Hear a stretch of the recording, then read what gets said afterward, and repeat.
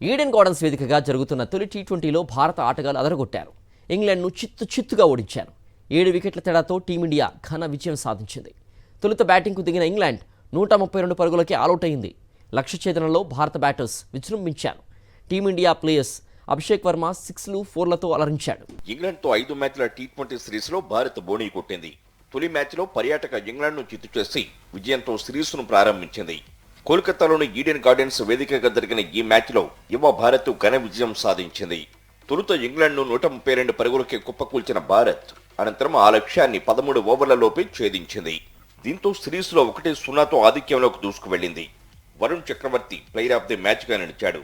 కోల్కతాలో భారత్కు ఇది వరుసగా 7వ టీ20 విజయం కావడం విశేషం.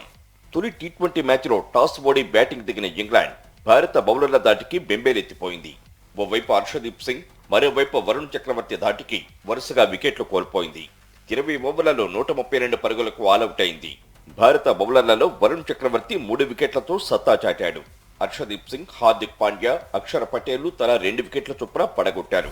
అనంతరం స్వల్ప లక్ష్యంతో బరిలోకి దిగిన భారత్ కు సంజు శాంసన్, అభిషేక్ శర్మల జోడీ శుభారంభం ఇచ్చింది. ముఖ్యంగా సంజు శాంసన్ ఆకాశమే హద్దుగా చెలరేగిపోయాడు.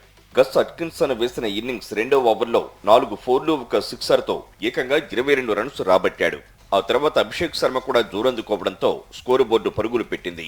20 బంతుల్లో 26 రన్స్ చేసిన తర్వాత సంజు అవుట్ అయ్యాడు. ఈ దశలో తిలక్ వర్మతో కలిసి అభిషేక్ శర్మ విధ్వంసం సృష్టించాడు. 20 బంతుల్లోనే హాఫ్ సెంచరీ మార్కును అందుకున్నాడు. ఆ తర్వాత కూడా 200కు పైగా స్ట్రైక్ రేటుతో పరుగులు రాబట్టాడు. 34 బంతుల్లో 79 రన్స్ చేసిన తర్వాత అతడు అవుట్ అయ్యాడు.